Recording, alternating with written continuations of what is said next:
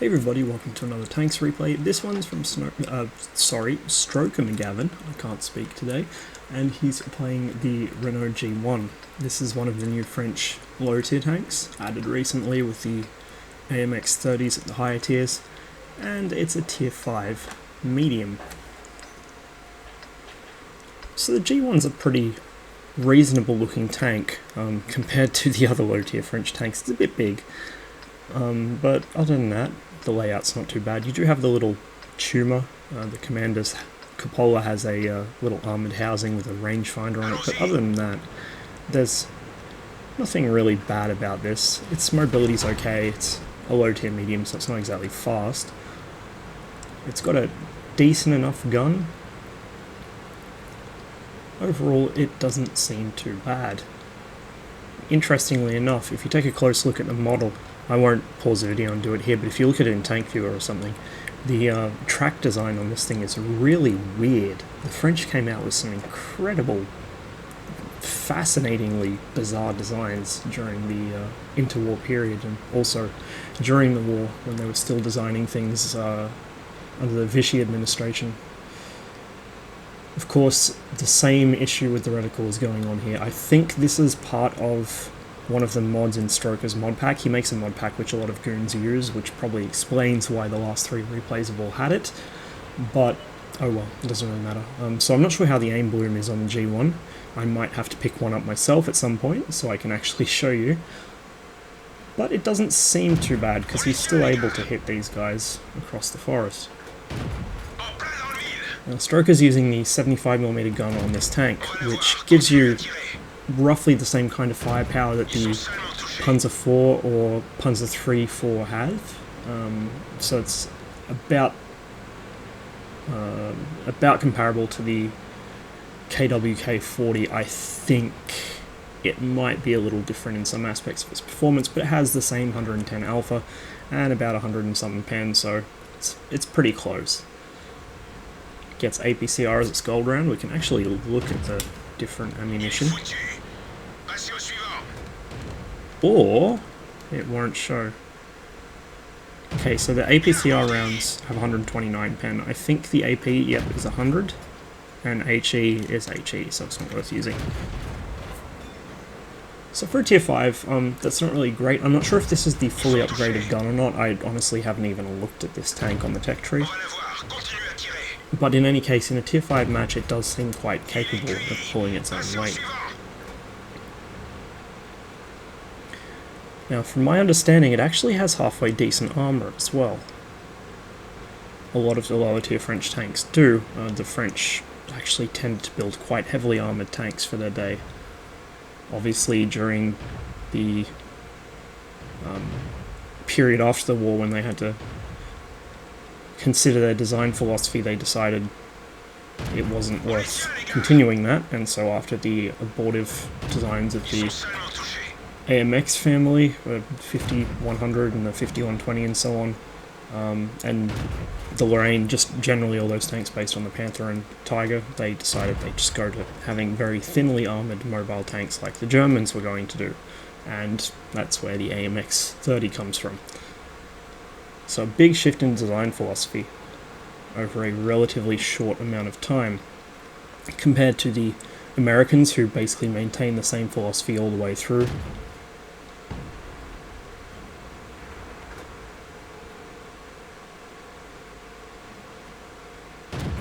And here we can see Stroker taking advantage of the camouflage in the forest to fire on tanks that can't even see him.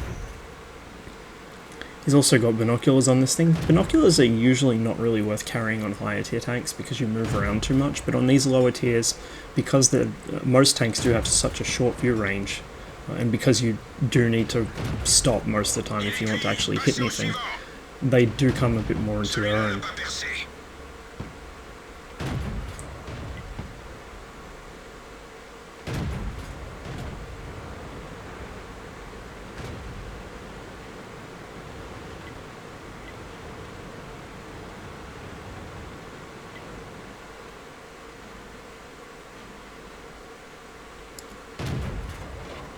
Not sure where that shot went, But in any case, this enemy Churchill 3 is busy engaging Stroker's teammates, and so he doesn't really have to worry about it. It doesn't even appear able to see him.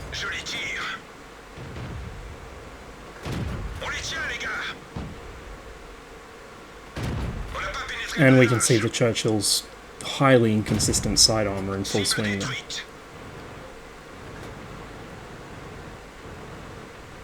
The side of the map's more or less cleared out. All that's just left is the KV-1, and the bulk of the remaining enemy tanks are hanging around their cap or the western side of the map. Stroker's already sitting on 4 kills, so he's in no rush. There's still 10 minutes on the clock.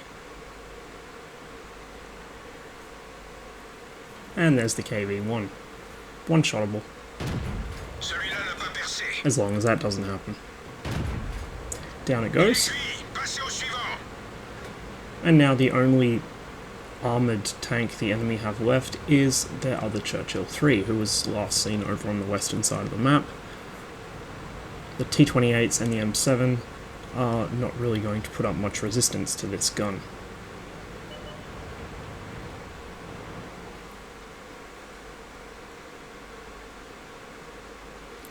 Stroker stops for a minute to let his binoculars kick in and is able to spot one of the T-28s by doing so,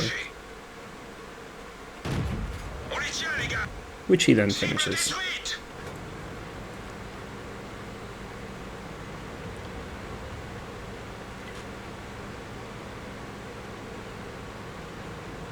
He stays in the slightly low ground to the right. You can see that the terrain's sloping downhill towards the right side of the screen at the moment. And this gives him just a little bit of cover from his left. As I've said countless times, it is all about knowing the terrain. Looks like the M7 was perhaps not AFK, but just sitting in a bush waiting for the tanks to come to him, which is generally a very poorly advised strategy. All that's left now is the enemy AMX Arty. And I'm just going to hit the time acceleration because, as it happens, he drove all the way to Stroker's team space and tried to shotgun their Arty.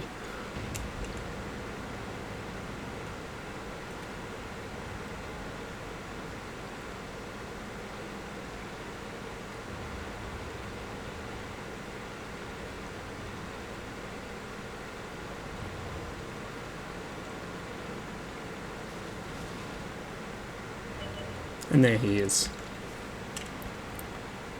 So before the replay actually finishes, let's take a bit of a look at the G1R.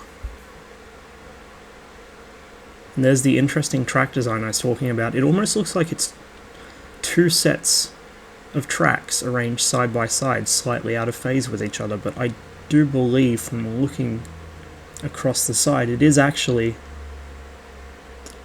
You know what? No, I think I'm wrong. I think it is 2 sets of tracks. That's really interesting. Instead of a single broad track, the French just installed 2 narrow tracks next to each other. It is interesting that they are slightly out of phase with each other. Or I could be wrong and it could be one link, but it'd have to be... Actually no, I can see that. It's assembled in a very odd way. It seems like it would be a bit of a pain to repair or replace a track. It's a very interesting design. It's not something you really see on any other tanks. Typically, if they have a single track, it's, you know, a full width track. It doesn't do that. And if they have twinned up tracks, like say the T95, they're not out of phase with each other. Obviously, the tank has armoured skirts, so that provides some additional protection. They don't look very thick, but if you look from behind, the side armour of the tank isn't too bad. The engine deck's got a nice curve around the edge of it, which should help with some irritating bounces if they hit high on the deck. And then you've got that casting curve underneath. It looks like a lot of the armour on this has been cast, actually, rather than cut and welded. So you've got some very interesting shapes to this tank, which I think will be more important to it than the actual thickness of its armour. If you could imagine shells hitting high on this upper front plate, they're just going to skip off. And similarly, I mean, you've got a bit of a strip there where they might go through and then the little driver's vision block, but if it hits on here, it'll just skip away. And of course these here as well. I'm not sure what the purpose of the little bumps is. Perhaps it's just for the lifting hooks, or there's some interior reason to have that hump, but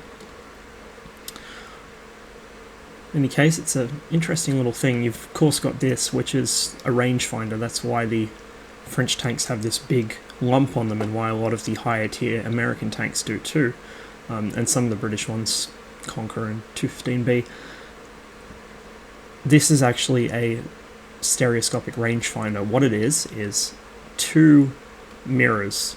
It's like periscopes, but so you've got these two little vision ports, and the image comes in onto both, and basically it has half the image on the top and half the image on the bottom. You've got to dial it until they match up, until there's no shift between the images, and then that will tell you what the range is to the enemy tank. It's very common to the system that was used on battleships, just scaled down, and that was pretty much the primary method of range finding, other than stadiometric range finding, just with the markings on the gun sight, as you see on a lot of the Soviet tanks. That was the primary means of range finding until, I want to say, the 60s, 70s, early 70s, when the very earliest sort of lasers came about. Actually, I think the lasers may have even been mid to late 70s. In any case, a lot of the time as well, ranging machine guns were used. Machine guns that would tell you the range to target, then you could just use that to adjust for the main gun, which was what the Chieftain used right up until quite late in its career. But the G1R looks like an interesting little tank. I think I might have to get myself one and play a few games in it, try and get some videos up. It certainly seems to perform well enough, but in this case, Stroker wasn't exactly taking much return fire, so it's pretty much impossible to tell. In fact, he didn't lose any hit points, because I don't think he was shot at all game. It's more of a demonstration of how to effectively use concealment than any praise of the tank's armor, but it does seem like a decent little thing. It's certainly an interesting looking little thing, and yeah, watch this space. I think I'll pick one up. Maybe not right away, but at some point in the near future. I'll take it out for a spin and we'll see how it goes. Anyway, I hope you enjoyed the video. Thank you very much for watching, and as ever, I'll see you on the next one.